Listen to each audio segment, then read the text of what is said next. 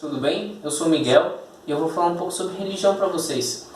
É o nosso conteúdo de Sociologia desse bimestre e para a gente fazer a prova a gente tem que entender alguns conceitos básicos. A religião é uma das coisas mais antigas e recorrentes em todas as civilizações.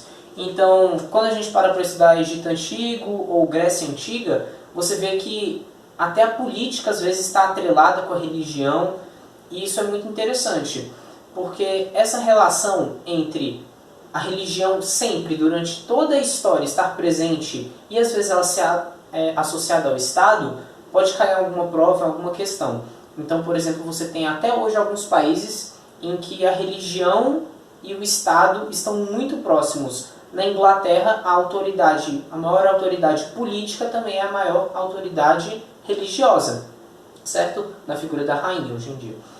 E como a religião é muito antiga, é difícil conceituar várias partes dela, porque ela foi evoluindo com o tempo. Então, uma definição genérica e básica que a gente pode dar para a religião seria sistema de pensamentos e ações que pressupõem uma estrutura de ritos e dogmas. Então, a partir dessa análise, a gente pode levar em consideração que para ser considerado religião, precisaria ter ritos e dogmas, que seriam manifestações da sua religião. Então, por exemplo, você sendo cristão, você teria como uma manifestação dos ritos e dogmas o ato de ir à igreja, o ato de rezar o terço. Então, precisa ter essas formas de manifestação para ser considerado religião. No entanto, existe um outro conceito, que seria a religiosidade, que não necessariamente está atrelada a dogmas e ainda é uma forma de se expressar religiosamente. Então, como um exemplo, você tem na religiosidade, como definição, a forma individual de experiência de religião. Então, a religião para você pode ser baseada em um Deus, em um símbolo, em um totem, mas a minha forma individual, a minha religiosidade, pode não ter os mesmos preceitos. Então você pode ter religiosidade sem estar dentro de uma religião, mas você pode às vezes pegar uns aspectos da religião ou não. Um exemplo disso é um católico que se declara católico, mas algumas partes dos ritos ele discorda ou não pratica. Ele ainda está praticando a religiosidade dele.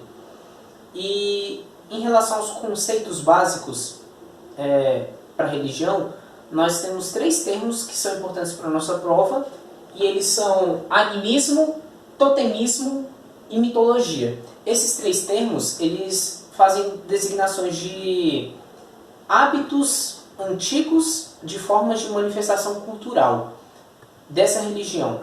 Então, por exemplo, o animismo, a gente consegue lembrar lá na época de Egito Antigo, em que as pessoas associavam alguns objetos inanimados a algo que teria uma alma, algo que teria uma essência. Alma é uma designação que a gente tem hoje em dia, né? Mas para eles tinha outra nomenclatura. Então seria uma certa forma de personificação de significado em um objeto inanimado. E nós temos no totemismo algo um pouco similar, que é quando você pega um totem, do totemismo, e você atribui a ele um significado. Então, como exemplo, nós temos as carrancas aqui no Brasil. Não sei se vocês já viram em alguma porta, em algum lugar, é uma forma de estatuazinha de madeira, que ela tem um rosto bem assustador, assim, bem feio, e reza a lenda, né? Que elas são utilizadas para afastar os espíritos ruins. Então você associar esse significado, um pedaço de madeira com rosto ruim, faz com que eu afaste os espíritos. Isso seria um totemismo. E a mitologia, a gente já ouve muito falar, né? Seria um conjunto de mitos.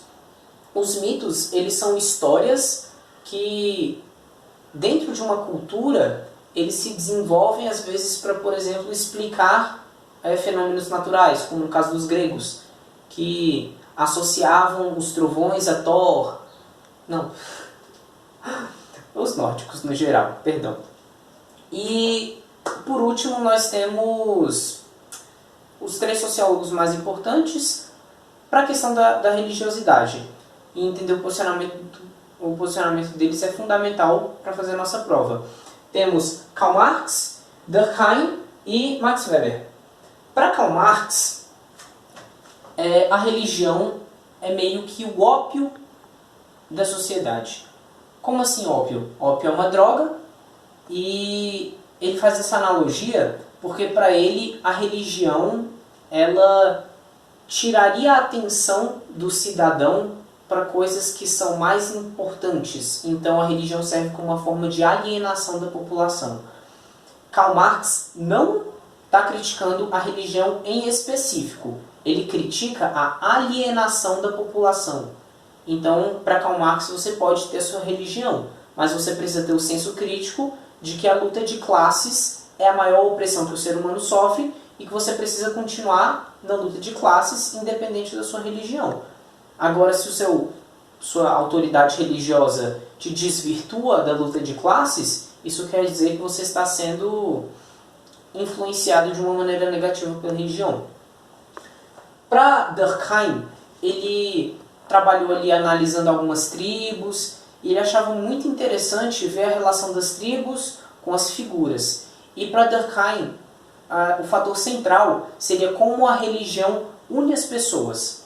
Então, ele concebe a religião como sendo um fator em comum em que junta os povos e cria algo em comum para a população. Então você poderia considerar como um fator de socialização a religião.